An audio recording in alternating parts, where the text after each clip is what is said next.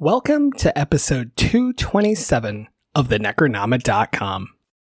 And I want to send a quick thank you to Fright Rags, one of our top sponsors for Spirited Giving 2024, May 29th, San Diego, California.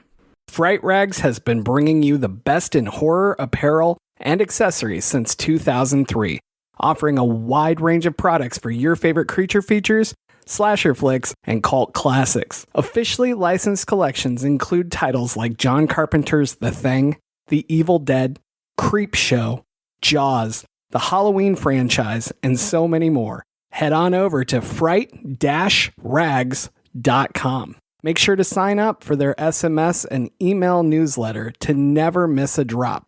Listeners get 10% off when they use the code NECRO10, all caps, at checkout.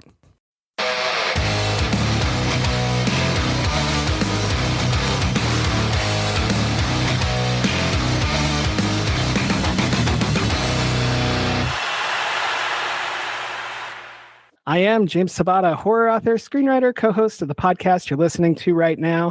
And I barely want to be alive now, so please don't bring me back, Don. I can't promise anything. And I am Don Guillory, author, historian, educator, co-host the podcast that you're listening to. And more importantly, I am friend. That's actually how we became friends. He just kept saying that to me, and I was like, yeah, I guess, but okay, whatever. Joining us today, Alvaro Zinos-Amaro is back on the show. We're excited to have you, man. Welcome. Thanks so much for having me back on. I feel reanimated just being here. As you should. The two of us have been working very hard on this, and I don't want to talk about what's in the fridge right now. Well, I got to be honest with you guys. I had trouble getting this movie. I had to use a VPN because I live in Mississippi, and the whole thing with fetuses and whatever. I'm lucky I was able to see it at all. Jeez. I think that's one of the best selling, commercials or selling points for the film that I could imagine. I had a hard time finding this because of fetuses. This is the movie Mississippi doesn't want you to see. That's right. That's awesome. All right, so Alvaro, you have a new book out. Came out in November, I believe. You want to tell people a bit about that? So I sort of think of it as a little bit as my pandemic project. Over the last, year and a half, 2 years, I was getting on the phone or on, some sort of tech platform like we're doing now, and talking to author Michael Swanwick, who is a fantastic science fiction writer. And I spent all of that time interviewing him pretty much on a weekly basis. And the result of all of those interviews is a new book called Being Michael Swanwick, which is available now. You can get it through your preferred online retailer or directly from the publisher, Fairwood Press. And if you're interested in how to craft short stories and the history of science fiction, I think that it could be a book that would appeal to you. We basically discussed over 100 of Michael Swanwick's short stories in chronological order, and we go pretty deep on each one. So if you want to get it again into the mechanics, into the kind of craft of short stories, this is a sort of, author. It's focused on one author, but because his techniques and his range and his aesthetics are so wide, it's almost like studying, the bibliography of many different great science fiction writers. Right. That's really cool. I know the next two answers because I've been reading interviews with you that you've been doing, but I'm going to ask them anyway for everyone else, and we'll pretend that I don't know the answer. Hopefully I will after those interviews. Now, legitimately, I know that this is sort of an homage to a book that he wrote as well, kind of bringing it full circle. And do you want to talk about that connection and what that book means to you and how it got you here? Yeah, absolutely. So thank you for pointing that out. Michael Swanwick, besides his, novels and all of the collections of short stories that he's written, has also created some nonfiction books. And one of them was a book of interviews that he did with the, excellent writer and editor Gardner Dozois. That book was called Being Gardner Dozois. So obviously the title of my book is a direct reference to that. And it is, as you said, closing that loop, because now Mr. Swanwick is answering the questions instead of asking them. And being Gardner Dozois was a very important for me. It was a very important book for me because it was the first time that I really went that deep in terms of understanding or getting two different really articulate perspectives on short stories.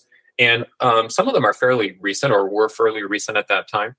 So, there's a lot of criticism for work that has been around for a while, but it's not that often that you get such a deep dive into contemporary fiction. And in a sense, it's kind of interesting to pair this discussion with the film, because obviously this film loops back to Frankenstein, which we can talk about. Mm-hmm. But yeah, in a way, there's that parallel journey that's happening there as well. Absolutely. And then I wanted you to talk a little bit about the process, because obviously when you're deep diving into 100+ stories, this wasn't a, hey, can we talk on Saturday? This went on for a very long time, and just reading the little bit I read was interesting. So I just wanted to know if you could elaborate on the process of writing this. Sure. So funnily enough that you mentioned that, we had most of our calls on Saturday, but it started with me, asking Michael for a copy of his bibliography. I had put together a bibliography, and I sort of wanted to compare his record keeping with the documents and the artifacts that I created. So after doing that mashup, I put together, a tentative plan. And there was this running joke on calls where, we'd be 20 stories deep, or 40 stories deep, or 60 stories deep. And essentially, I had to tell him that he needs to stop writing stories, because it was taking so long that every time we would cover 4 or 5 stories on a call, which was typically what we would do, we would schedule calls for, an hour to 2 hours, and we would try to cover anywhere from 3 to 6 stories.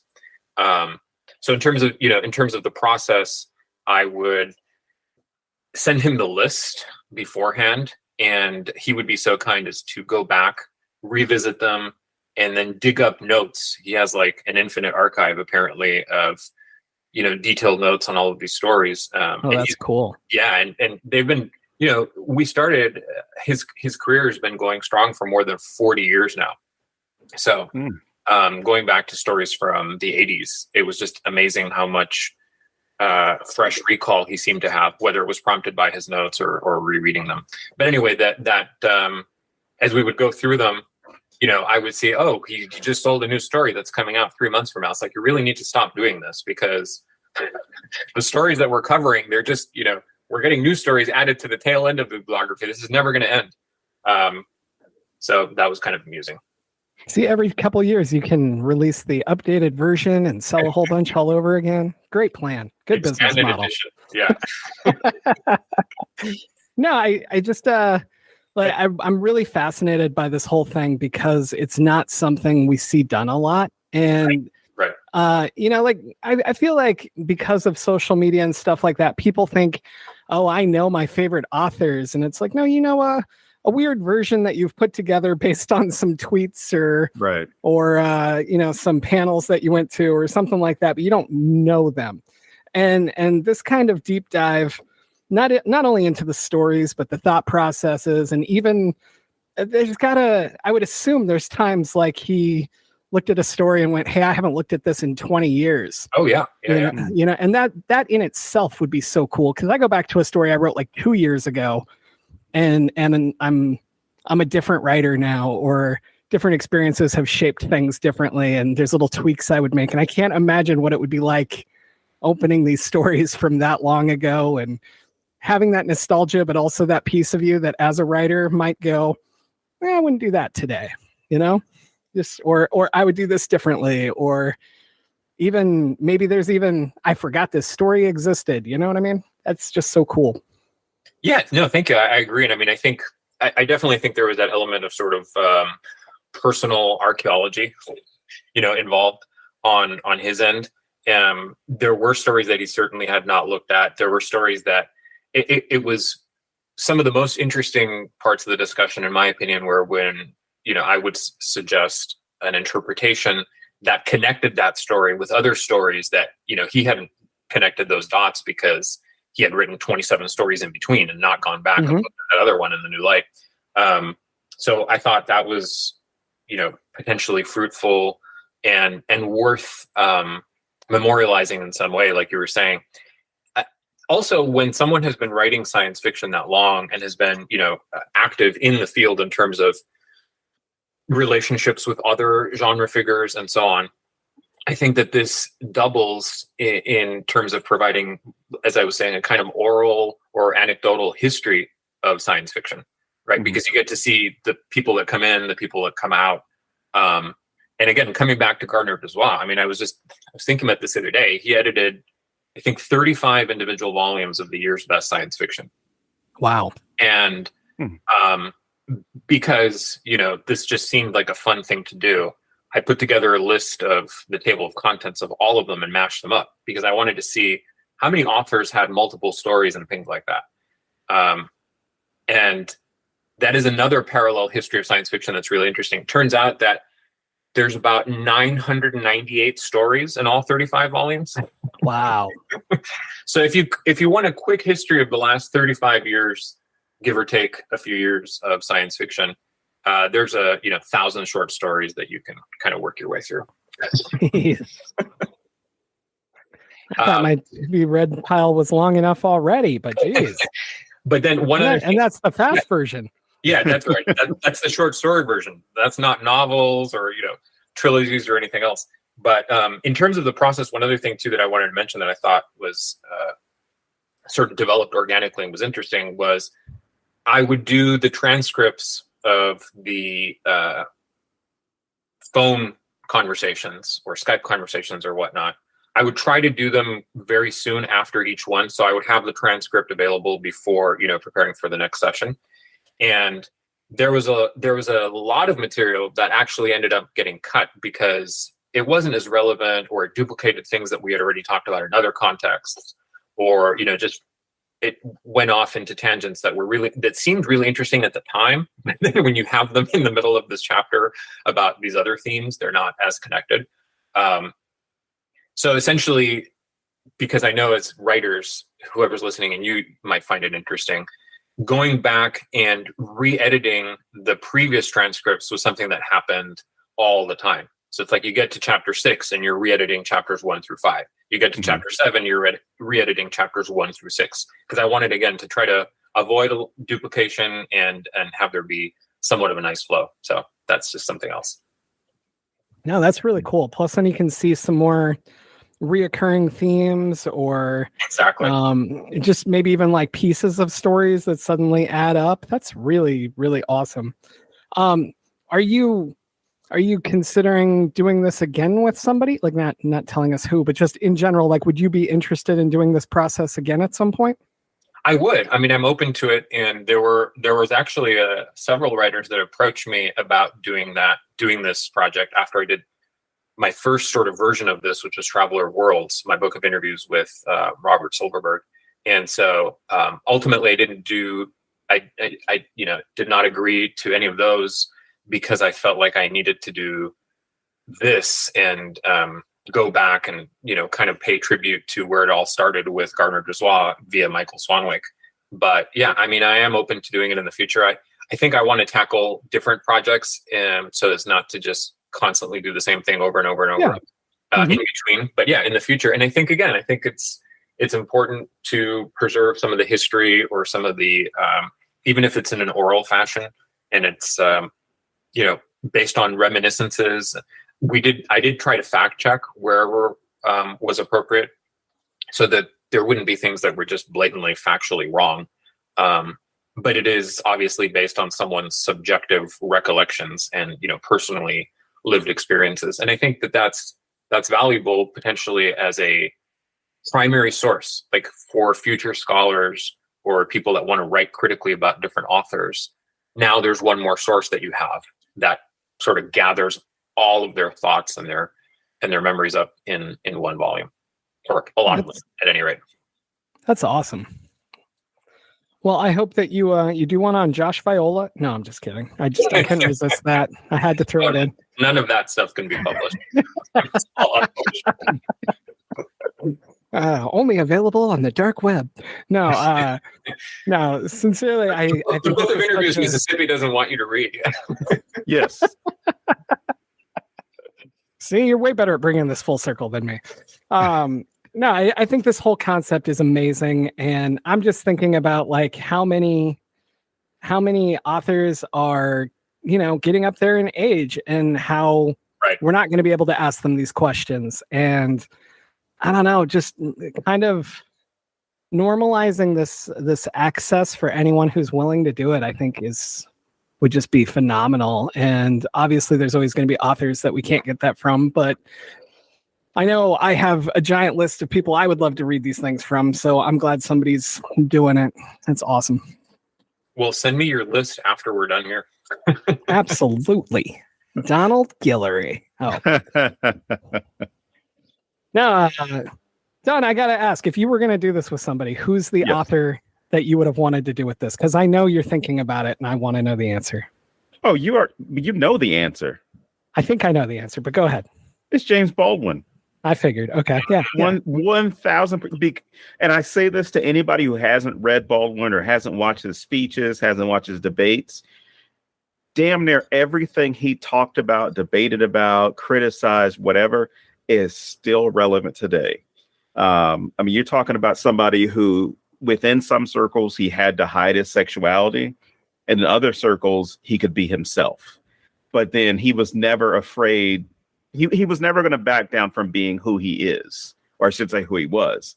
And the thing is, he didn't care about getting better conditions for himself. He was always like, I want everybody to eat.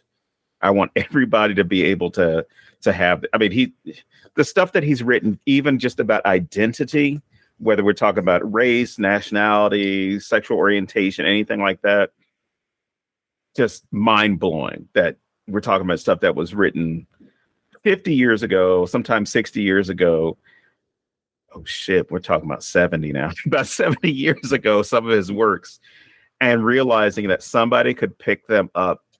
Different circumstances, different history, different social issues that are taking place, but someone could pick up what he wrote 50, 60, 70 years ago and say, this shit is happening right outside my doorstep. This is going on right now. It's just, it's a different way in which it's taking place, but I would love to have had the opportunity to pick his brain. And I would say the same thing about Poe. I'd say the same thing about Mark Twain. So those, you asked for one, I'm giving you three. Yeah, cool. That is such a great choice. I am a huge admirer of James Baldwin's work. Also, in the context of these books, when I did the first one, Traveler Worlds Conversations with Robert Silverberg, that one was more modeled on aspects of Silverberg's life and experiences that were not necessarily directly related to the story. So this is me going through pretty much the entire bibliography of Michael Swanwick in order. The Silverberg one was, okay, there's already been books about your books, and there's been a lot of critical analysis, and it's all very studied and documented. Let's get on record all the other things that aren't there, right? Like a sort of biography via question and answer. And the reason I bring that up is because I was looking outside of the genre for models that had done that. And I found the series of books that were Conversations with, edited or published by University Press of Mississippi.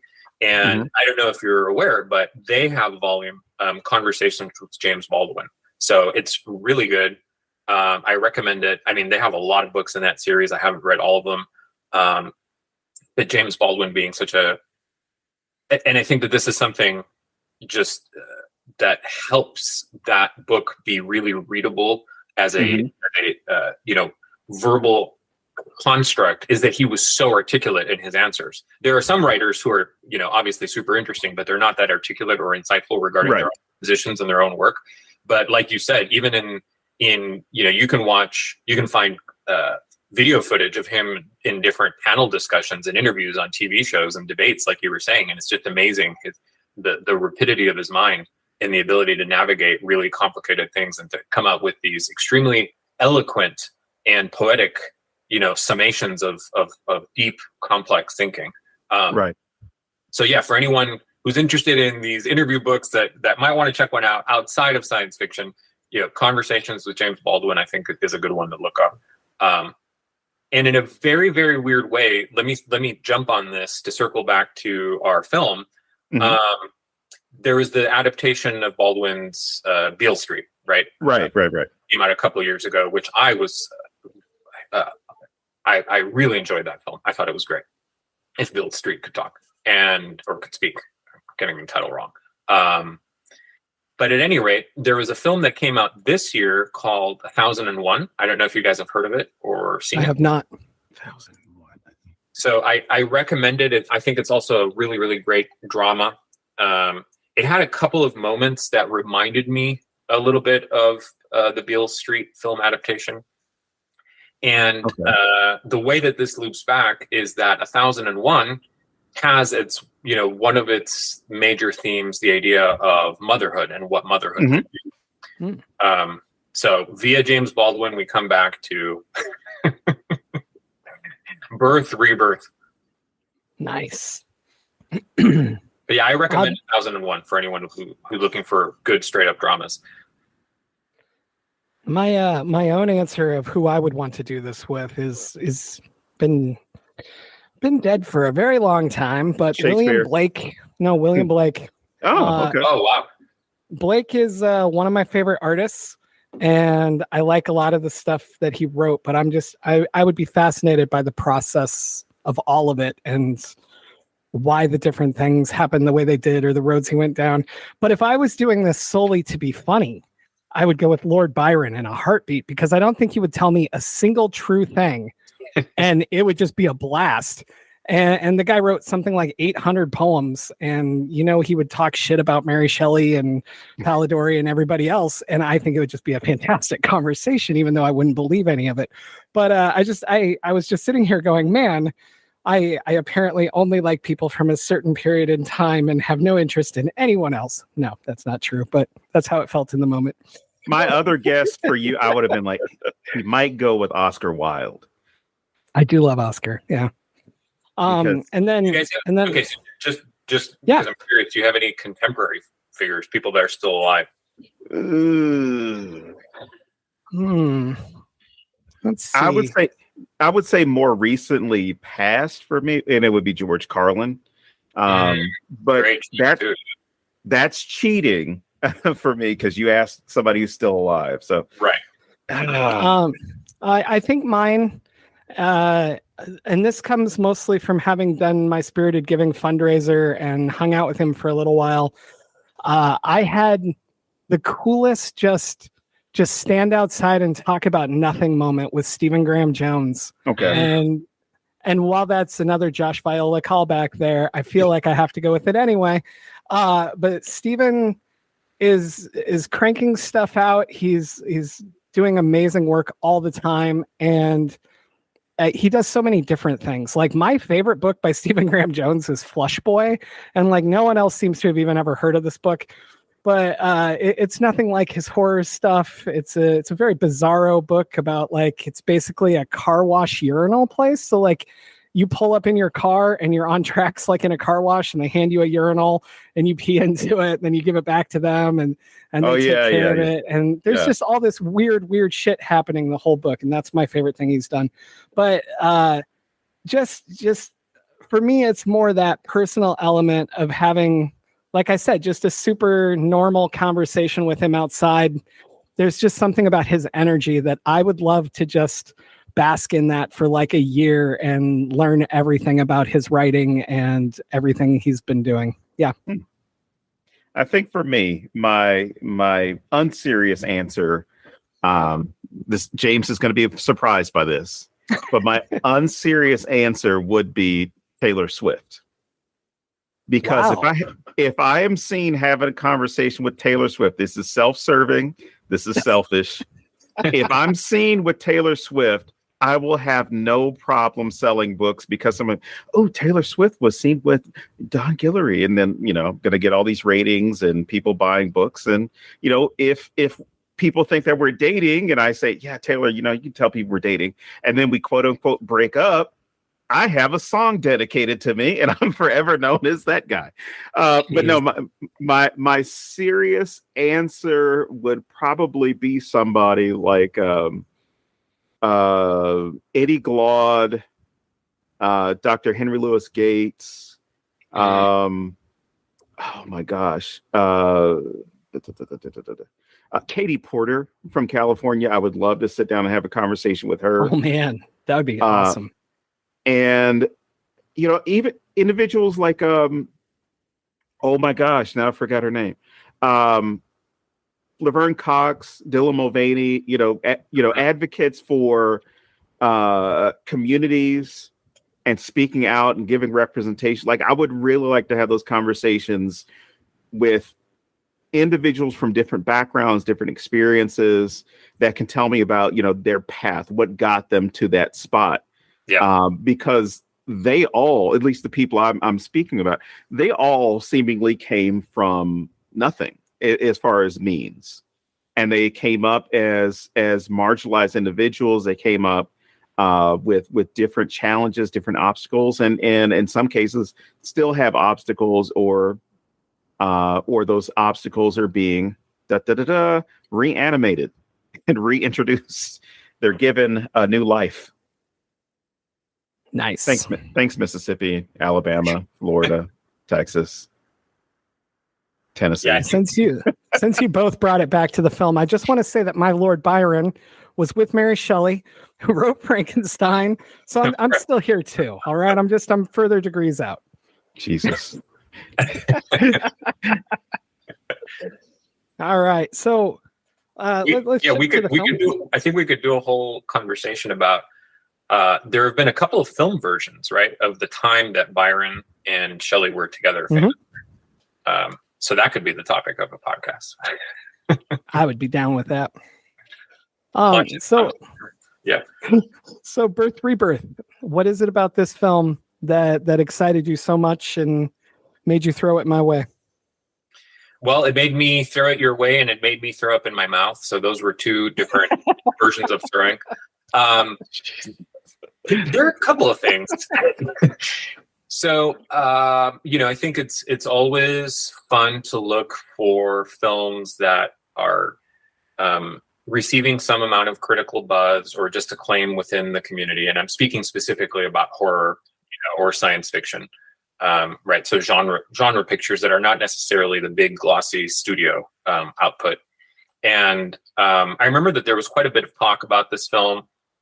It was out at Sundance, and there was actually an article where in January of 2023, for whoever's listening, they basically posted that during the festival there was a showing of this film. There was a screening where they had to call paramedics, and they basically called medical and police because people said that they were feeling really sick during the showing of this film. Now, it's not clear if folks in the audience were feeling like that because of an actual problem like a gas leak or carbon monoxide or something like that. They apparently went back and they, thoroughly examined the theater screening. And I think it was like the Rose Wagner Theater, and there was nothing there. And it could have been a publicity stunt, very sly. Could be a number of things, but I thought that suggested that there might be something interesting to the film. Absolutely. That's not the kind of thing that happens all the time in Sundance, from what I understand. So yeah. I thought that was pretty cool. And then really more seriously, the main reason was watching it. I knew very little going in. I watched it blind, Mm-hmm. which I think is a great way to experience this particular movie. So I know we will obviously have spoilers, but I'm probably not going to go through the plot beat by beat because I want there to be some surprises left for whoever sees it. And Sure. I think going in blind, I was surprised but how effective it was in its reimagining of the raw material in Frankenstein. And then I realized there's been a lot of films, particularly in science fiction and horror this year, that tackle the idea of birth or motherhood or the relationships between mothers and sons and mothers and daughters. So it seems now in hindsight, fast forward December, that this is it's the theme of horror films in the year. And I looked up a couple of lists in terms of summarizing the year and best of and things like that. And Hollywood Reporter, turns out, just published their favorite picks of 2023 horror. And they break down their list into two categories, like the studio films and then what they call the best of the streaming and independent releases. And Rebirth is number one in their second category, the category of independent. Oh, wow. So I think that's pretty high praise right there as well. Yeah, no kidding. I did not realize that. That's really cool. I'm curious, what did you guys think? Had you heard of it? Had you heard any of that buzz? Were you aware that it existed? I heard about it a little, and I did not hear the Sundance stuff. I just heard a couple people say, "Oh, wow, this was really good." And I'm usually so busy that I'm like, if we're not covering it, I probably won't get to it for another year, And I totally forgot about it. And when you brought it up, I was like, man, that sounds familiar. And I pulled up the trailer and I was like, oh yeah, I wanted to see this. I totally forgot about this. And then it blew my mind. Like I loved this, and I'm a spoiler guy. So I read everything before I watched it. And I'll tell you straight out, the tension still totally works when you know it's coming. In some places it's worse because I know what's coming. And so I'm instantly like, oh shit, here we go. And then there was stuff that like spoilers don't cover every little thing. Right. So like it's usually just like I read like a plot summary, right? And so there were still some scenes that I was like, oh shit, or just totally got sucked into that emotion and moment. And so I just wanted to say that even with spoilers, although I agree with you, normal people should not, they should go into this blind. But even with it, I feel like I lost nothing. It was still a fantastic movie with amazing tension, and the big, I guess, reveal. I don't even know what you'd want to call it, but the thing that goes back to the first scene, like even that like hits so hard because I forgot about it, and as it was happening, I was like, oh my god, that's right. And then it's so beautifully constructed. And I think that the performances and the tight script just work really, really well.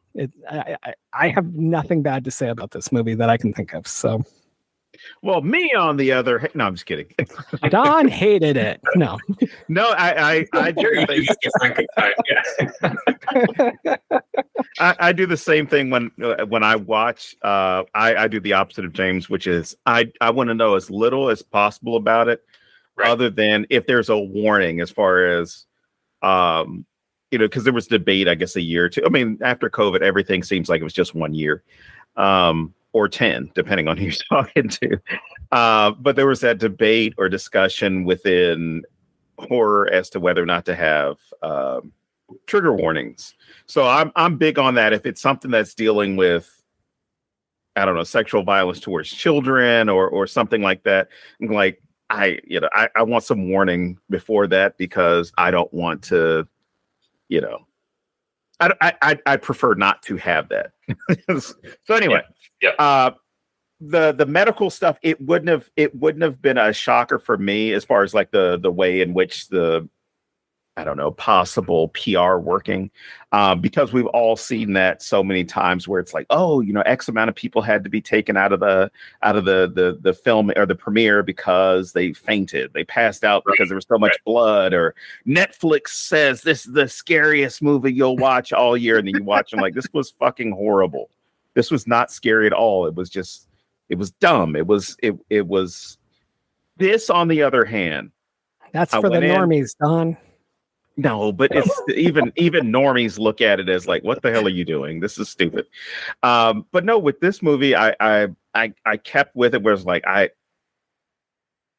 want to know as little about this as possible. So James kept texting me and was like, have you seen the movie yet? Have you seen the movie yet? I'm like, no, I haven't watched it yet. It's like, okay, well, let me know when you see it. And kept texting me, I guess like a week since I've been back from vacation. And he's like, have you watched it yet? And I even joked and I said, you know what? I'm just gonna take a bunch of gummies and watch it. He's like, you know what? I want to know how you feel about it if you saw it on gummies. Now, sorry, James, I watched it completely sober. Watched it First I told him not to do that, and then I was like, you know what? Actually, I was like, go ahead, get high. Tell me how it is. Yeah, but I watched it. I was like, this is original, inventive. I even wrote down, Dr. Casper is Dr. Frankenstein, Seeley is Igor, Lily is the creature. And it's a great way of getting someone to see Frankenstein interpreted for a modern audience. You've got all types of ethics rules that are being broken. You've got all types of, privacy issues that are being broken. You've got people's organs that are being taken, even though they were organ donors, they're being taken and stolen without the knowledge of the family or anything that's going on. You've got an entire child that is abducted and the mother is trying to find out what's going on. But even the willingness for her to quickly accept that this is the new reality, it did not seem odd or out of place for me. It seemed as though you're relieved that you found your kid, or you're relieved that you found your kid's body, and then you're informed that the kid is still alive and is being kept alive by this person. So you now don't have to worry about your child being dead and missing. Now you know exactly where that child is. And Sina Pelayo, an author, she's been on the show a couple of times.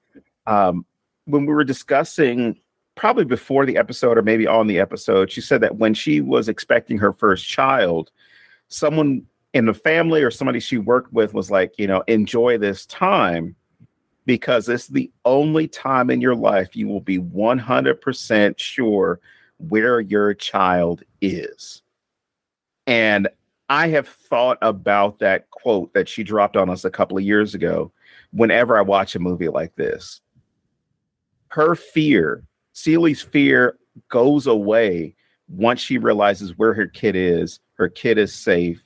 Her kid is actually alive because she never got to say goodbye. And I love the way that they set up her phone being fucked up to where she can't receive the calls to see her child before the child dies, because it's a very real and relatable way.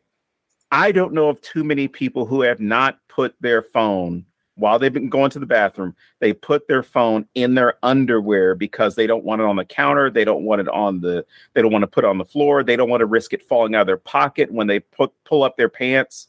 And lo and behold, they still end up dropping their phone. In her case, she drops it in the toilet. It's destroyed or it's not working properly. So she misses out on that. And that's a very real feeling that a lot of people have. And I mentioned COVID earlier. There were so many people that never got to say goodbye. They never got to say goodbye to somebody.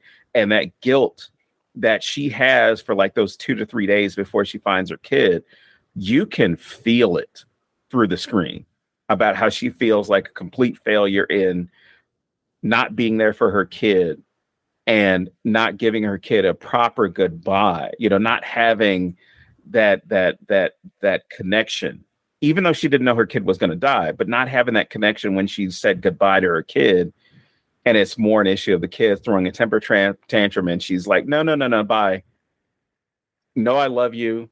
No sentimental moment between mother and daughter, because death can happen. It can just happen. It's not something you really plan for. Yeah, I think those are some really good points. I mean, to come back to the question, or the comment about trigger warnings, I think that if there was any kind of warning attached to this film, it would be related to, as you were saying, medical procedures, body horror, and particularly, the harvesting of fetal tissue and abortions. I mean, those are pretty, extreme and potentially, disturbing topics. And the film, because I think a lot of the scenes are sort of anchored in just presenting the events through Rose's perspective, and she's very detached and clinical about everything. the film is also very unemotional in the way that it shows us these things. It's just like, Right. well, here's a body, here's somebody performing actions on the body. Oh, it happens to be her own body. Not a problem. And there was an interview recently with Maureen Corrigan, who's a book critic for NPR, who was observing that, when asked about trends for fiction in 2023, Corrigan said that in a way that there's a bunch of parallels between fiction in 2023 and fiction from the 1930s, and that our society has parallels to what was happening in the 1930s. Okay. And then specifically, it means that a lot of fiction right now is focusing or centering on social issues. And she mentioned that the issue of reproductive rights was starting to pop up in, mainstream books or even thrillers where it normally wouldn't appear. She mentioned two examples, Beware the Woman by Megan Abbott and a new novel by Anne Pratchett called Tom Lake, which I guess both deal, part of the plot deals with reproductive issues. I think that's a big thing here. And I was reading in an interview with the director of this picture, Laura Moss, that they had a previous experience as an EMT, which I think is really unusual and sort of shows up in the film in some ways. And they were also talking about the fact that there were people who decided to join, the production team for this film because of Roe v. Wade. So this is not one where we have to speculate, like, did it have a connection? It absolutely did. It's documented in an interview with the actual filmmaker. But I think that 30s connection is also interesting because the 30s were the first time that we had or not the first time, there were technically some earlier ones from the silent era, but the most well-known canonical early adaptations of Frankenstein, on screen, right? It had Frankenstein in 31, Bride of Frankenstein in 35, and Son of Frankenstein in 39. So this idea that these films were big back then, and now, almost a century later, we're running into the same issues in society, and again, reflecting on that through our art, I think is fascinating. That's really interesting. Anytime that I see cyclical stuff like this, of how things happening in society start reflecting in literature, or how horror goes through these cycles of, supernatural and zombies and slashers and different things like that, and how they repeat themselves. I'm always fascinated by like what happened in the world right before this shift happens again. And Dr. Rebecca McKendry talks about it a lot when we've done panels together. And I'm always just like so blown away by how it keeps happening. But then like when she's talking about it, I'm looking at like the 60s to now, and you're talking about the 30s. And I'm like, I want to know how long this has been happening, like how often these cycles repeat and how directly they're tied into big events happening in the world. So we've joked on previous podcasts about connections with films, First Degree of Separation with Star Trek, right? Yes. So just to share, I did not find any first degrees of separation directly. Somebody that worked on this picture worked on Star Trek. But I did want to mention, just because I just remembered, because I mentioned Son of Frankenstein and Bride of Frankenstein. So there's an episode of Star Trek Enterprise called Horizon, where the character of Trip Tucker, one of the main cast of that show, he actually hosts a screening of Frankenstein and the original Frankenstein, and he actually says in that episode that film and the first two sequels, Bride of and Son of, are like the three best horror films ever made. So I like to imagine that in the if other Star Trek characters were in conversation with him at some point, they'd be like, "Oh, you should add Rebirth to your marathon screenings here," because it's another great artifact from that century. I just love that you always work this in. It makes me happy. There is also an episode of Star Trek: The Next Generation where Guinan references Frankenstein. So there's a second reference that I found there. Wow. I feel like Tom Paris would, if he was given enough time in the holodeck. He'd get around to it. Oh my God. Coming back to, things that I feel really make this film a really filmmaking elements that make this film a cut above, pun intended. I watched it at home. There was apparently a short theatrical window, but I didn't see it playing near me when it was out earlier in the year. So I ended up watching it at home, but I still really noticed the sound mix and the score. I wanted to mention that the score by Ariel Marks, because again, I looked up some interviews, and so apparently the director, cited that they were influenced by this avant-garde artist named Laurie Anderson, and there's actually an excerpt of a Laurie Anderson track that plays over that opening credit with the ambulance, and the you don't know what's going on, but clearly a woman is about to give birth, and she's very concerned about whether she's going to survive and her child is going to survive. So that comes from a Laurie Anderson song called Private Property. And but in rewatching the film leading up to the podcast, I noticed, listening a little bit more to the music, that it has this very disturbing element where it's almost like you can hear human voices that are mixed in with synths and other elements. And the director said that they essentially recorded, they had their voice recorded, their mother's voice recorded, and then the voice of the 3-year-old daughter of the sound mixer. And the composer, Ariel Marks, used those recordings and basically turned them into a synth palette, which I thought was just, unbelievably creative and adds to that level of texture that you're experiencing when you watch the film. That explains the captions I was getting. I was like, I don't hear anybody. I could read the captions that were picking up because I think it gets done again at the closing credits. I see. And I was like, oh, okay, those are interesting lyrics. But I didn't pay too much attention to it, as I could hear the music, but I could very faintly hear someone's voice. But closed captioning being what it is, it picked it up, and I was like, okay, well, that's interesting. Move along. I'll also mention the sound designer for this film, Doug Moss. Apparently, Doug Moss, I guess, is the brother of the director, Laura Moss. And I think that the sound design is also very artful because there's a lot of sounds of medical equipment, which can be quite disturbing and chilling. And, there are parts where the score and the sound design, they sort of blend together and they mimic the ultra rapid heartbeat and things like that. I really think that it makes a huge difference to the energy in those scenes. I love that. And Don, I just wanted to say really fast, I had my subtitles on and I don't remember seeing that at all. So that's weird. Anyway. Let's see. I have a different television, James. So sure, blame that. You didn't see it. It just appeared like random. I mean, at least to me, it appeared like random conversation when there wasn't a face on screen. So that's fascinating. Again, in terms of filmmaking, I also wanted to mention, obviously the performances. I guess we should not skip over the performances, right?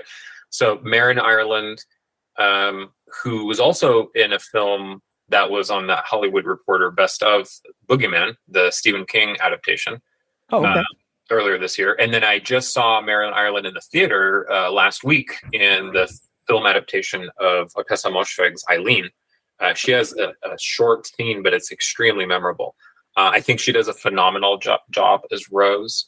And, Judy Reyes is, I think, really, really great as Celie as well. She was in Succession. She was also in The Horror of Dolores Roach, and then Smile, which is a huge horror hit last year.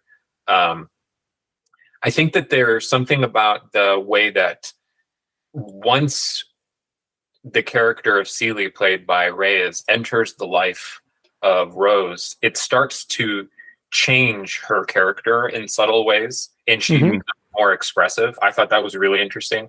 And if you guys remember, there's that scene where she shows up at work and like her coworker says, like, "What's wrong with you? Are you actually smiling?" Or like something like that. Yeah. Are you happy? And so the way that Judy Reyes' performance sort of elicits those layers of hidden humanity inside Rose, or her ability to emote, I thought was really, really technically interesting to watch them in that conversation of performances. I love how these two characters, and this is the tight writing I was talking about earlier, but like these two characters have very similar paths while very different takes on them.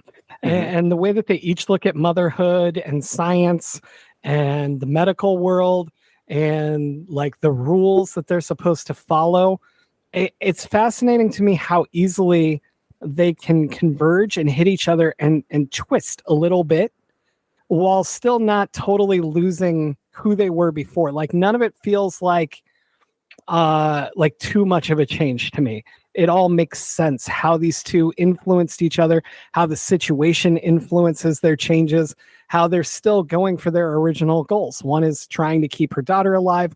One is trying to make this experiment finally fully work, and how they feed off of each other while having such conflicting views on the whole thing.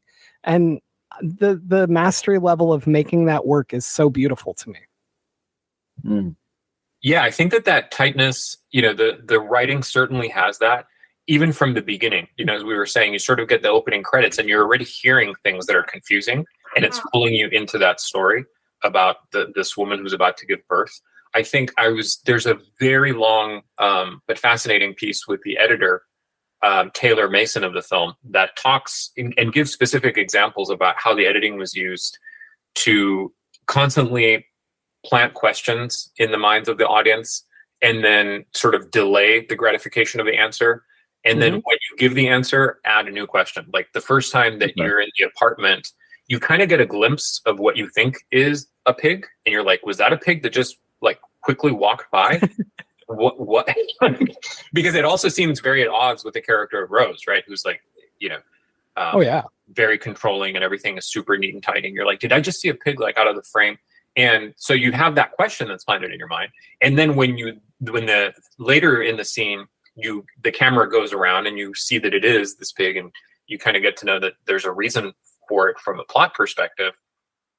You also see that there's a connection with, like, there's IV tubes and there's, she's being fed a particular diet and all these things. So now that raises more questions, right? Like, okay, it's a pig, but it's not a normal pig. Like, what's going on here? Why is this so important to Rose? So I think that it manages to pack in so much in an hour and 40, where we've had a lot of films this year that were, 2.5, 3.5 hours long, that weren't nearly as well constructed in that sense.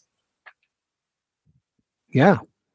No, the questions, even in that opening scene, like knowing who's in it, like when I first see that there's a pregnant woman, I'm assuming that's going to be Celie, Right. And then you pan up and she's there. So like if you know the cast and have, like, even if you just watch the trailer and you know a bit about this, like that's instantly confusing because that's not the child you think we're going to concentrate on, Mm-hmm. Right. And but at the same time, like that could just be her job, and it sets it up beautifully and it makes this weird thing. So then when it comes back there, it does the same thing that I was talking about with like twisting each of their motivations and each of their moments. When you get back to this scene, it's the same scene, but it's so different because everything's been twisted. The motivation is twisted. The who each person is twisted, and your perspective on it is changed too. Yeah, and as also, a viewer. And also, like, there's just so many questions about like her guilt level with this while doing what she thinks she has to do, and all these other things. Like, I went back and I watched the opening scene as is, after I finished the film, and I was just sitting there like, this is such a beautifully shot scene because it could easily be a throwaway moment, right? And it's so incredibly heavy instead. And I love stuff like that. Anytime that you go back and watch something a second time and it means something totally different, I'm all for that. Yeah, I think you make a really interesting point, Don, about like the change of perspective in a way maybe parallels or mirrors the theme of motherhood, right? You start at one place and you end up in a completely different place, even though technically you're the same person, but you are seeing things from a all new point of view. Right. Something that I wanted to ask you guys is, because I mean, for me, this was also, which might sound strange in the context of everything that we've talked about, a really funny movie. And I don't know if you guys thought it was funny as well. I did. It had its moments, yeah. I thought Rose was way funnier than she should be. Absolutely. I don't know. Do you mean the whole, I'm going to take you in the bathroom and I would like to take you to the bathroom and masturbate you? Yes, like stuff like that. But I'm going to come back to that in a second. But no, just everything about her is so scientific and so locked down that then as the pieces crack and you see that she's not as in control as she wants and things are out of her hands and she can't control every moment the way she wants. Like, her reactions are kind of funny, but the situation's funny. I don't know. I don't want to say I laughed every time Rose was on the screen, because that's not true, but I was entertained every time Rose was on the screen. And I mean that from the scientific point of view and the weirdness of everything she's doing, but also just how she goes through life. There was something really entertaining about it to me. And yeah, like you said, like I said, whoever said it, she was just funnier than she should have been, but it didn't like ruin it for me either. I wasn't like, oh, she's too funny, that's killing the momentum, you know? Well, it's you got that, but you also have the way in which she interacts, and I'll just use Celia as an example. So, well, Celia and the pig for that matter. So Muriel gets taught how to sit, or gets taught probably more tricks than just that by Celia, because she's in the house and she's watching the kid and having to figure out, what she can do in the meantime as she's supervising the health of her child. And Rose's reaction when Celia shows her, like, oh, look, all right, mama, sit down, and finds out that she's been giving her treats. And her immediate reaction is, how many of those have you given her? What are you giving her? How many and how often? Because we're looking at this as, oh my God, the pig just took us, just sat down. It did a trick. Pigs are smart. This is awesome. And she doesn't look at that as the thing, whatever it is that I'm reanimating, can learn. It can adapt, because she's looking at it from the perspective of medical science. Right. This is an experiment. I want to see if I can keep this thing alive. To where now you've got a moment, a great callback to something like the original Frankenstein with Mary Shelley, of you've got this reanimated thing learning and adapting. So it's not just simply a test subject. This is something that you have, I guess, some type of moral obligation to do something with, more than just this is a research animal. Which also sets up that what's going to happen with Lila's character. Like, she's not going to just be able to sit there and, I guess, be in a catatonic state. Like, there's going to be some things that are going to be going on, watching the cartoons and realizing like she's learning that way. And then having the light as being a comforting thing for her, or talking to her and recognizing, who mommy is, as subtly as she does. Yeah. I mean, I think, and I think part of the humor too, following what you were saying, James, and also adding to what you just mentioned, it comes from the fact that sometimes I think, there's just such a dissonance between what Rose is looking to extract from a particular situation from what how someone else would read that situation, and someone else being many more people than Rose, right? Her being the outlier. And so for her, it's like, I'm just maximizing the amount of information that this exchange has. Right. Well, however, for most people, that is not the number one priority in communicating. It's not a transfer of data. And so I thought some of that was just very effective in a deadpan way. You mentioned the scene where she picks up the guy, and before she even whispers in his ear, he's like, I would eat your, because she's like, I'd like a Cobb salad, like no bacon, no chicken, no blah, blah, blah. And the guy's like, all right. So he takes the order, and then the eventual donor of genetic material says, well, I would have eaten your bacon. She's like, I don't think that you should. You're like, why not? And then she just looks up and she's like, probably because you have a buildup of plaque in your systemic arteries. Right. True and accurate. However, in the context, a little bit out of place. That's what I love about her. It's that situational humor. Yes. Like most things, that one is, but most things are not laugh out loud funny. It's just weird. And seeing it from her point of view versus how most people in a situation would view any of this is situationally funny. And that's why she's so entertaining to me. Yeah. And I think that ties back, as we've been mentioning, to the tightness of the writing, because some of the phrases really stand out as, you can even use them as kind of quotes. Like there is the scene where she's talking to the woman who they have essentially deceived into having these amniocentesis so that they can use her material. And she's talking about like all of the things that happen with being a mother when you're a little bit later in life. And she's like, well, that doesn't sound very dignified. And then Celie's like, dignity and motherhood don't always line up. I thought that was like a great sort of summation of some of the themes, because we're seeing all of these brutal procedures happening and things where you want to look away sometimes. But obviously we know that that they've crossed all sorts of moral, boundaries, et cetera. But at the same time, it is just an extension of motherhood, right? It all comes from the act of motherhood. It's just how far are you willing to amplify that act with science and technology.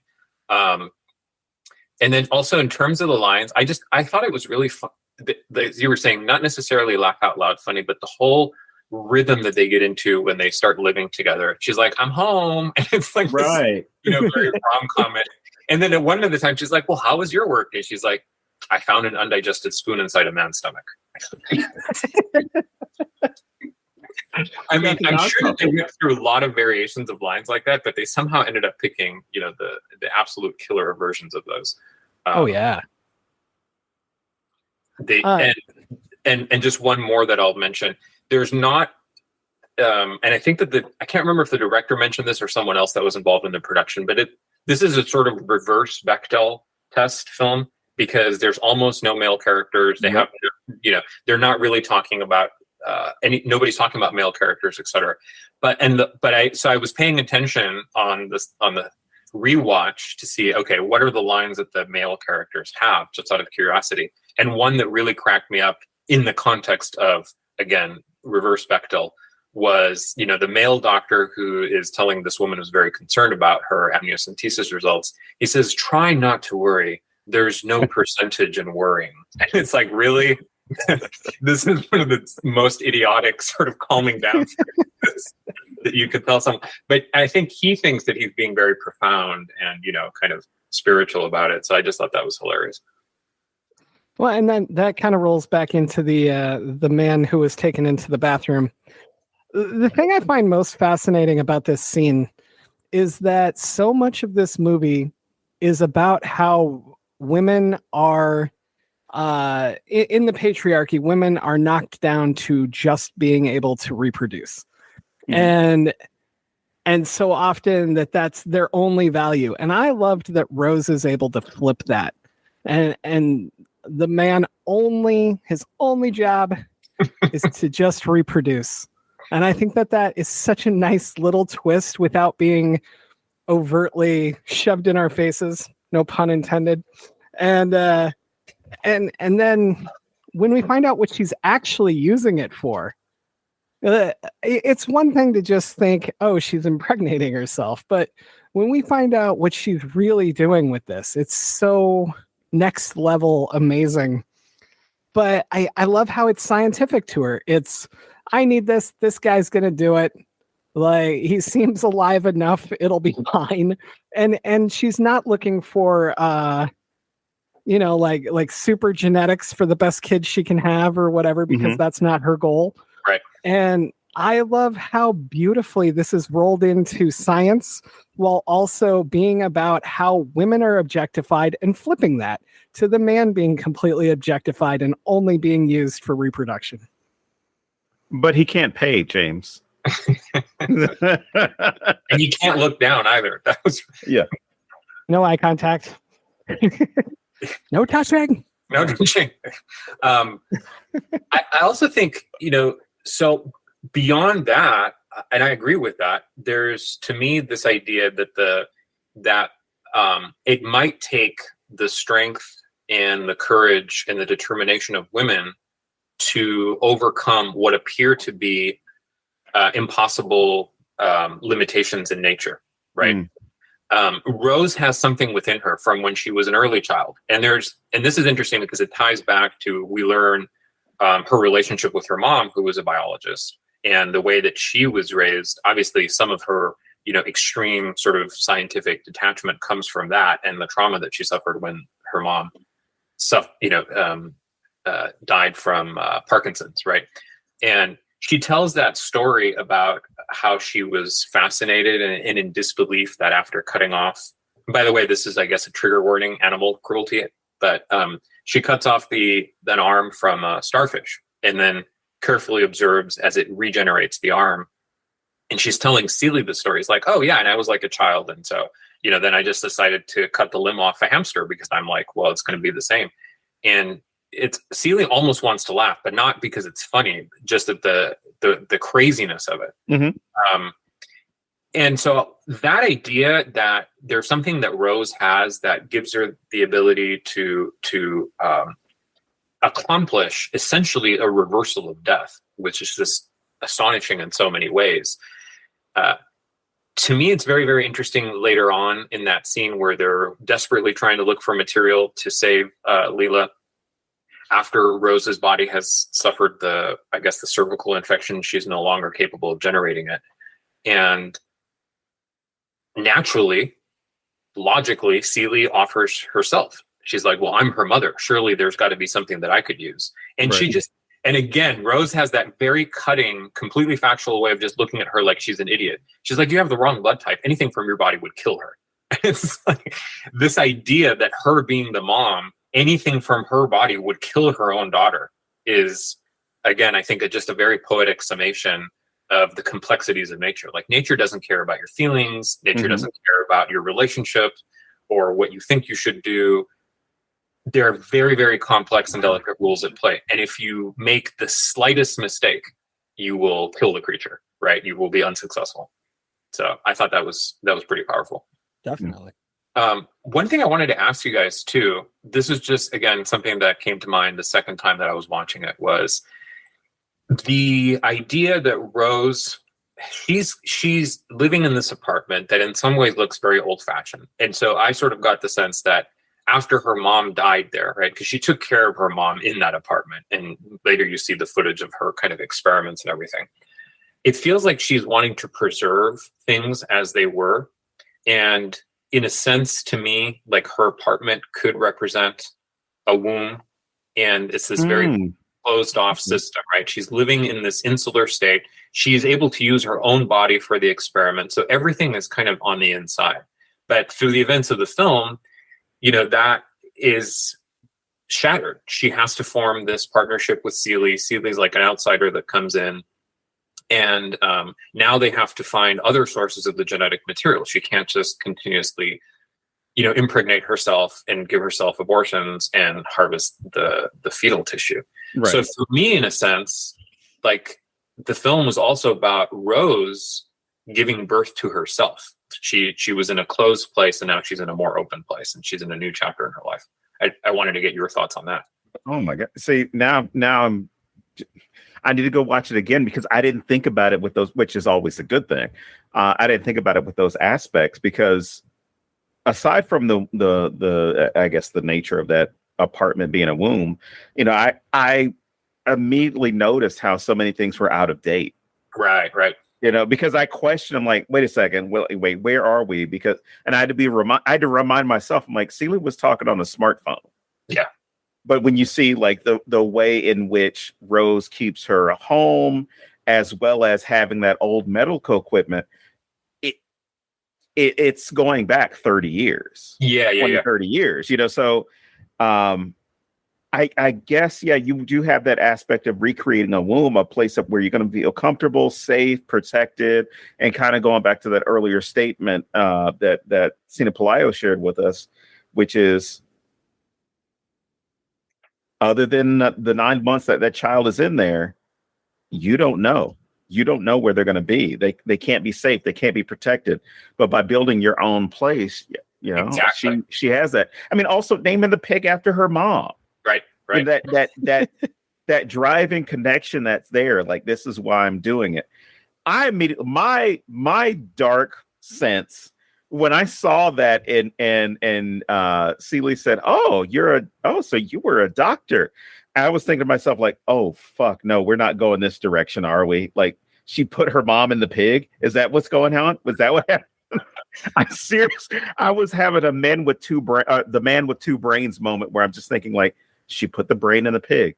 She preserved her mom in the pig. That's why she doesn't want Celie feeding her and doing things, because she wants to see how her mom is going to come out of the pig.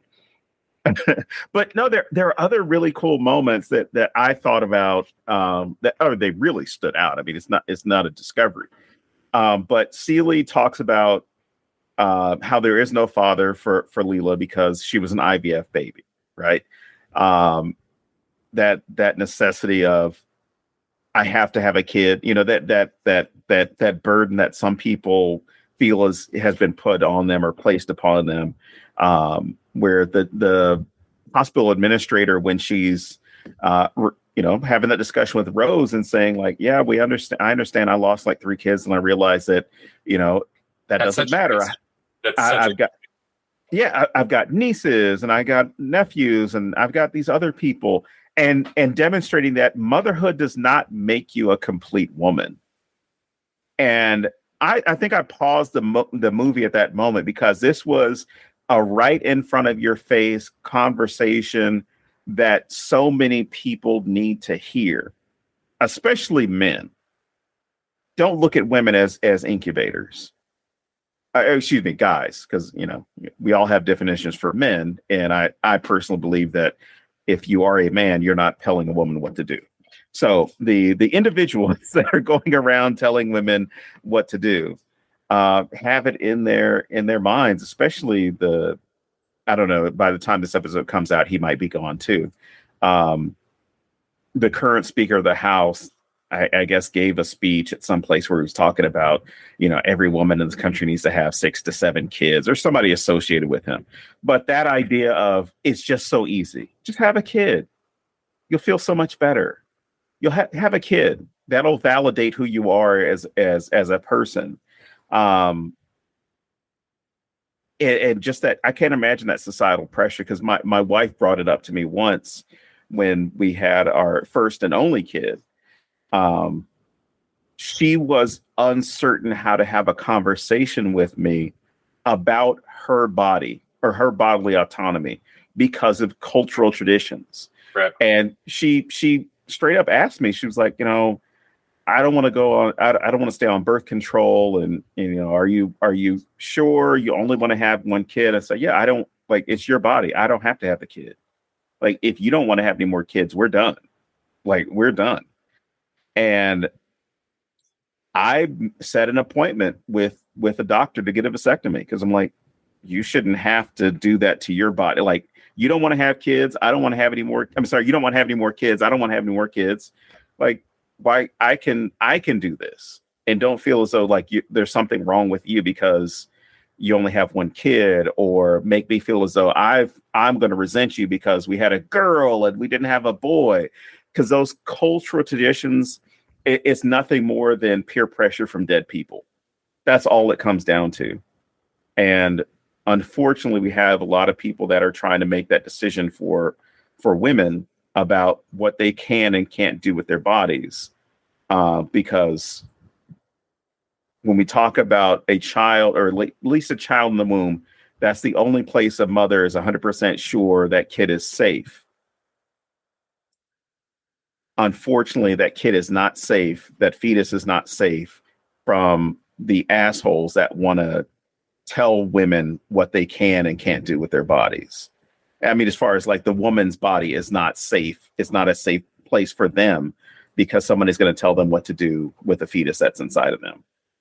You know, whether it's to carry to term or make whatever decision they want to as far as having an abortion or not. I don't know. This is just my men are assholes. Riff. I mean, I certainly think that this idea of body autonomy is like a huge part of the film, right? And then to follow also on what you were mentioning, James, in terms of sort of flipping who has the power or that power dynamic, right? I think that it's actually tying back to what you were saying just now, Don, as an example of where you thought that it was going to go with the pig having the brain of the mom. Spoiler alert, and I don't know if you guys have seen the film or not, but have you heard of Poor Things, the new film by Yorgos Lanthimos? Have you guys seen it? I have not seen it yet because it's not showing here, unfortunately. Or else okay, I would. So it's very relevant because it's also a take on the Frankenstein material. Mm-hmm.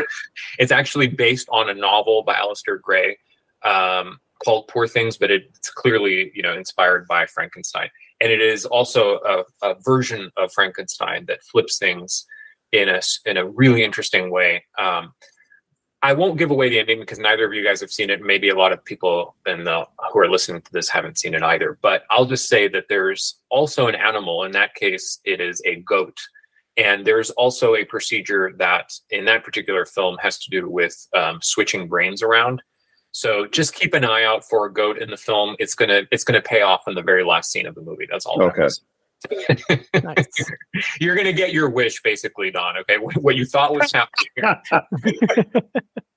All right. This is my question to the two of you. We already had that conversation of who would you want to talk to. As far as like who would you want to have those conversations about the writings that they've created or art or anything like that.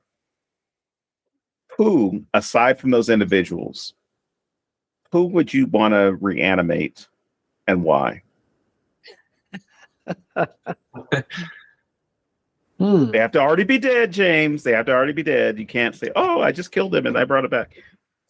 Boo. Oh. Boy, I don't know. Can it be anybody from history or is it? Yeah, anybody. Well, I probably go for some very, boring choices like Socrates or Buddha. Okay.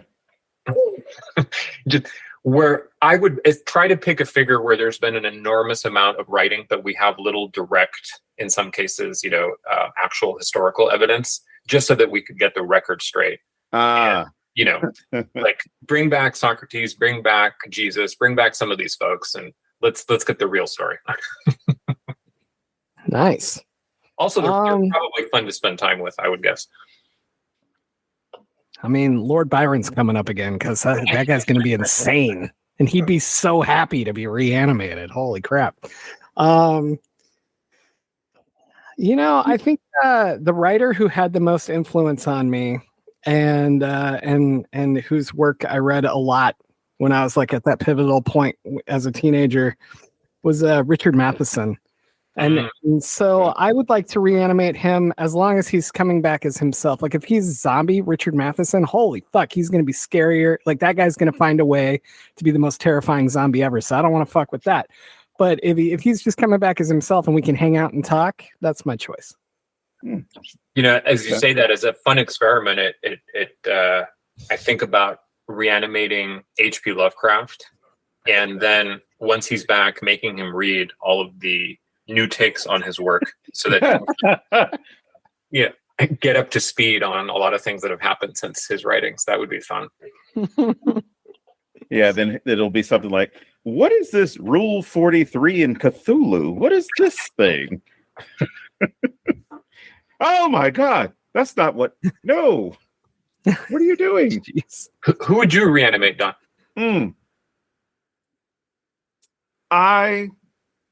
Good God, I would. I was gonna say Jesus as a joke, but you mentioned Jesus, so I have to.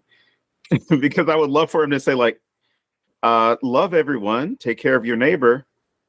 What about the gays? Are you fucking stupid? I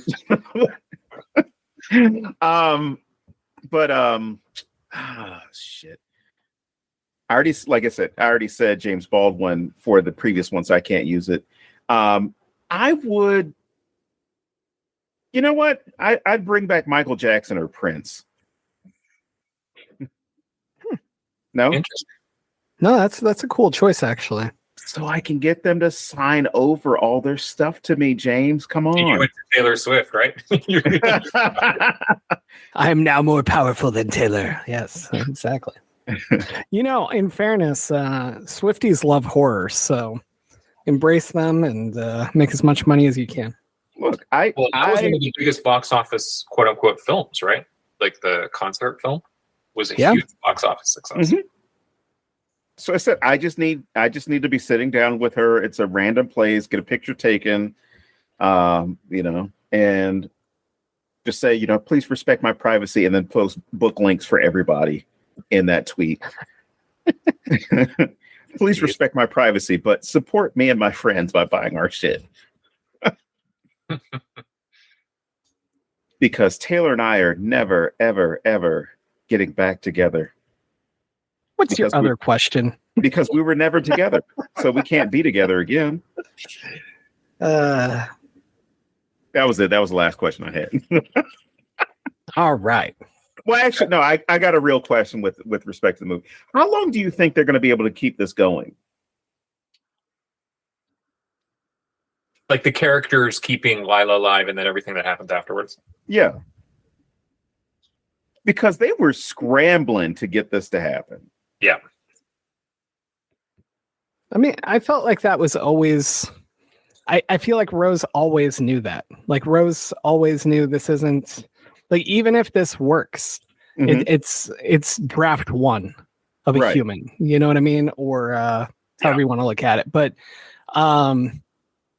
she's so pragmatic and locked in her experiment that she would never tell Celie the truth about that, because that would jeopardize her experiment.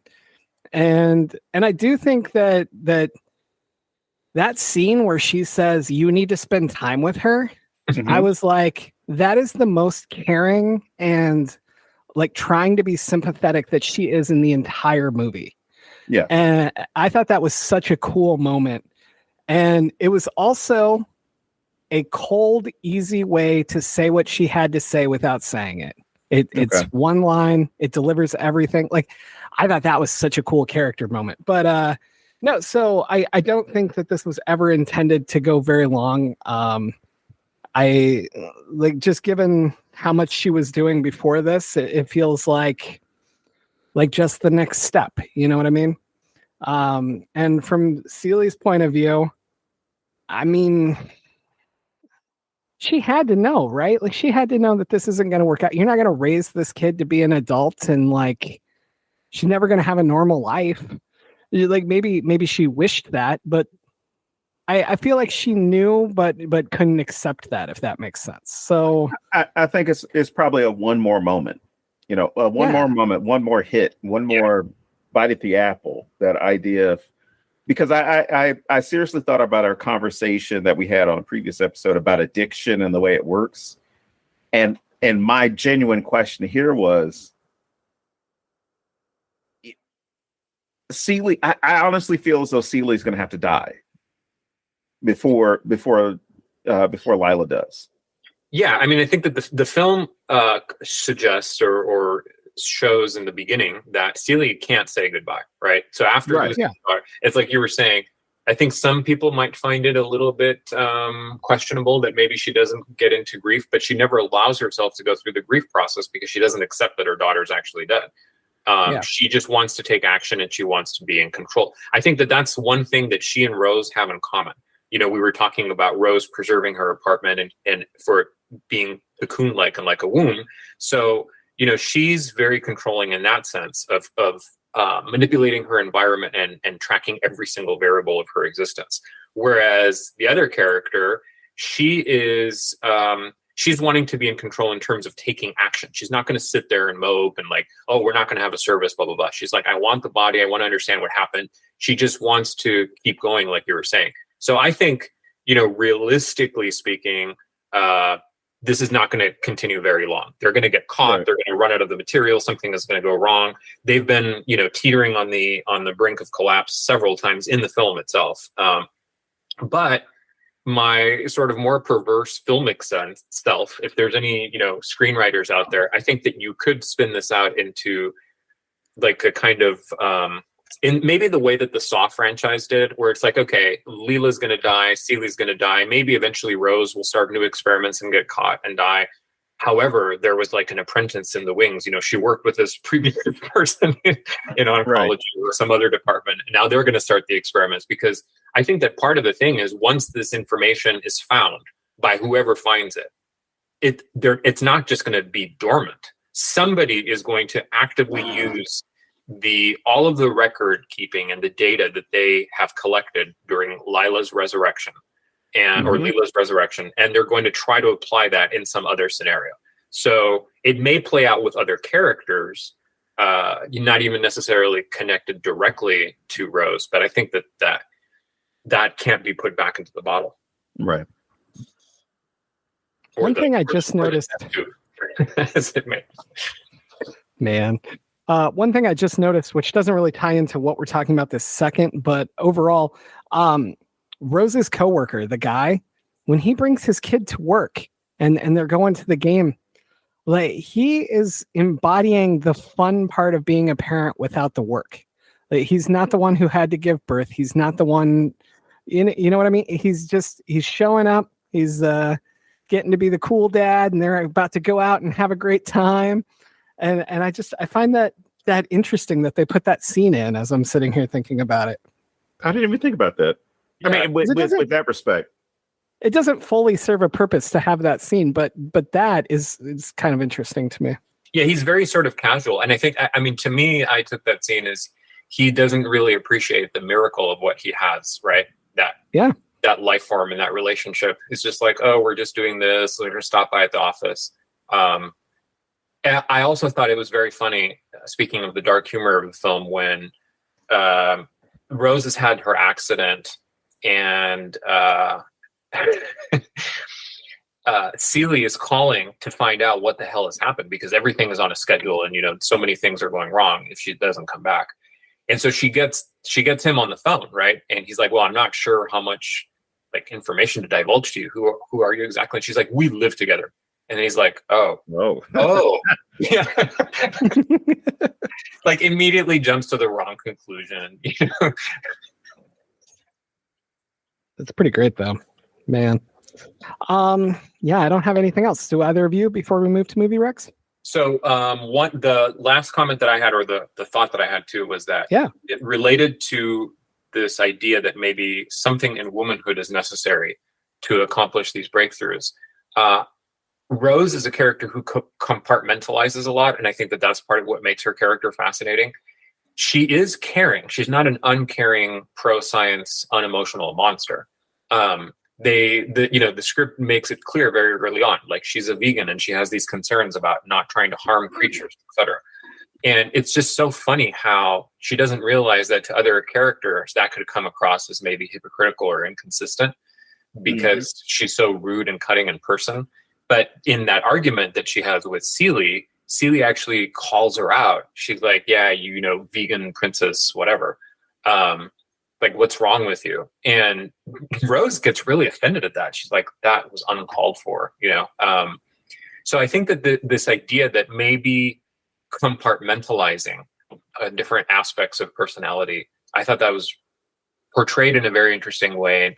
The relationship between that aspect of psychology and being creative, I thought that was an interesting strand in the film as well. That was my other kind of my closing thought on that. Nice. Yeah, I like that. All right. Well, then I suppose we'll move to movie recs, because I can't add anything substantial to what you just said.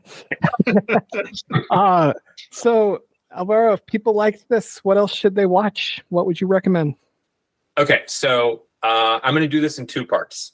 because I have a lot of movie titles that I'm going to throw out there. But part of the reason why I have a lot of movie titles is from, coming back to the beginning of our discussion, we were talking about trends in films. And I was mentioning, 2023 having this big theme of motherhood and relationships with mothers. I want to talk about, or just mention at least, how a lot of the horror films this year tie into that before I give. So I'm going to do that. Then I'll ask you guys to do your actual pairing recs, and then we'll come back and I'll do my pairing recs. But I'm just basically giving myself an extra round here. Sweet. So Infinity Pool, I don't know if you guys saw that film, the Brandon Cronenberg, but there it's not directly birth, but clones are a huge part of the film, and the way that those life forms are treated and how the plot makes use of that, and the relationships between the characters, I think are could easily be construed to be part of this trend. Another big horror film this year was Talk to Me, obviously. I don't know if you guys saw that. Mm-hmm. But the plot is largely driven by the fact that Mia is trying to reconnect with her deceased mother, Rhea, right? So it's that connection between mother and daughter. There's a very experimental film that came out called Divinity, where there's this substance that's invented that confers immortality to whoever drinks it or consumes it. But there, it's interesting because the cost of the immortality is infertility. So basically the entire species is going to go extinct. So reproductive issues again. I've already mentioned Poor Things, which I highly recommend to anybody who is listening to this. Great film. Very disturbing as well. Attachment, another interesting indie horror film from the year that features a story between two female lead characters, and one of them has a very close-knit relationship with what appears to be an overprotective mom. That's all that I'll say on that. Evil Dead Rise had aspects of nastiness and motherhood and all of that mixed in a very sort of literalized way. There's also Attachment, Norwegian horror film. Excuse me, not Attachment. I just mentioned Attachment. Nightmare. Nightmare was a Norwegian horror film about a young woman named Manda who's struggling with her pregnancy when she moves into a new apartment with her boyfriend. And then four more. No, I'm just kidding. That's me. That's not me. Now you know how it feels, Don. No, I love every minute of it. I have to cross out some of my picks, though. Clock is another recent film in which a woman enrolls in clinical trials to try and fix her seemingly broken biological clock. That's sort of the IMDb description. Baby Ruby. It's a story about a vlogger and an influencer who becomes a mom and her world starts to collapse. Megan, which is technically, more science fiction, has to do with artificial life forms. But in that film, if you think about it, the character of Gemma sort of has to become a mom unexpectedly and taking care of Katie. And then also Huesera, the Bone Woman, this Mexican horror film that has to do with a character named Valeria and her pregnancy and everything that goes wrong there. And that, there are many others, but that to me, when I started thinking about a lot of these films through this lens, it was just very telling. I hadn't really considered it from this point of view thematically until I was prepping for this podcast. Nice. Yeah. So I normally do a double feature. And when we started this episode, my double feature was going to be Mother with Jennifer Lawrence for obvious reasons. But the more I've thought about it, the film I think would be really interesting to watch like the same day as this, because they're so incredibly different while hitting some very similar themes, is Vivarium. And Vivarium has a lot of sci-fi and fantasy elements as well, but very different. And it's the toll that it takes on parents to raise a child.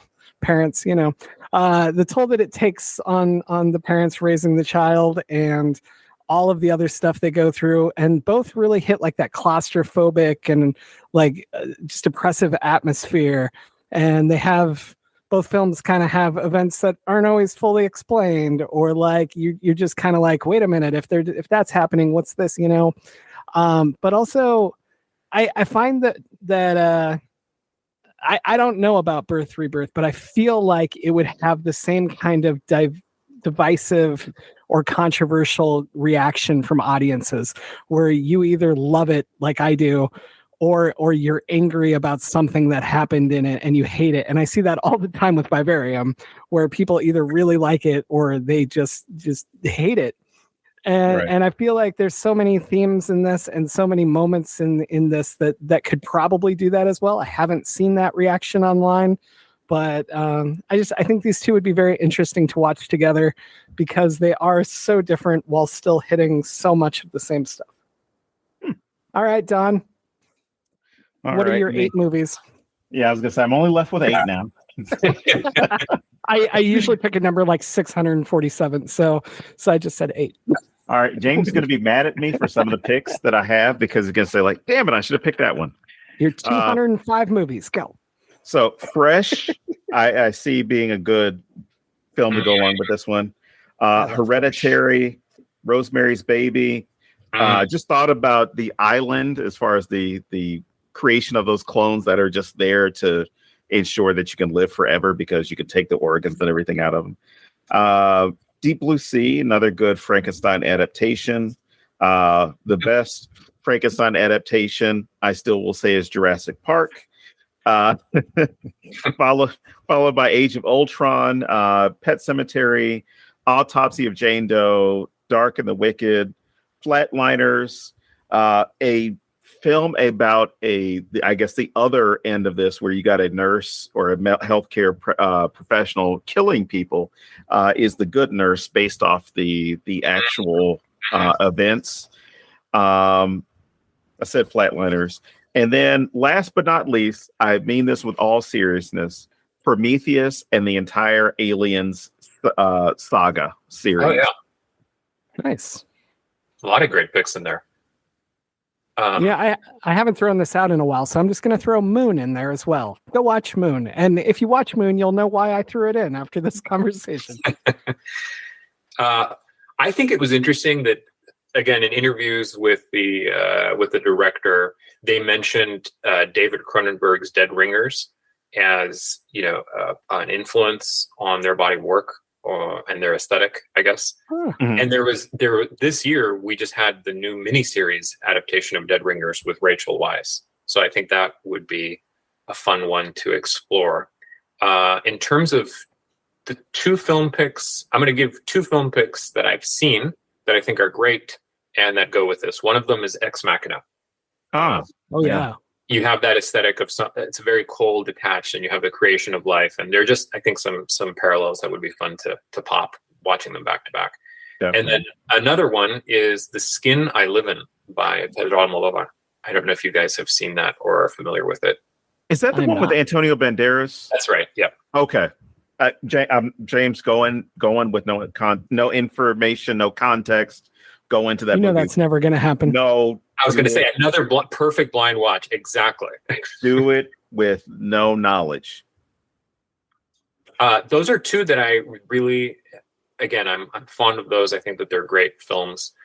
They stand up to rewatching. So even if you've seen them, I recommend to watch them. And then there are 2 that I found out about that I want to see that I haven't seen, that apparently are also fresh and more modern interpretations on the Frankenstein mythos. One of them is The Angry Black Girl and Her Monster. I saw that. I've been meaning to watch that. Yeah. So that bubbled it up to the top of my list again. And then a film from 2002 called May by Lucky McKee. Apparently that has Frankenstein, part of the skeleton of the film. Right. And coming in February, we'll have Lisa Frankenstein. Oh, true. It looks crazy. I'm all for it. It looks right up my alley. One more random question for you. Since you have dug through over 100 of Michael Swanwick's short stories, do you have any that you would highly recommend as tying in with the themes of the movie we've talked about here today?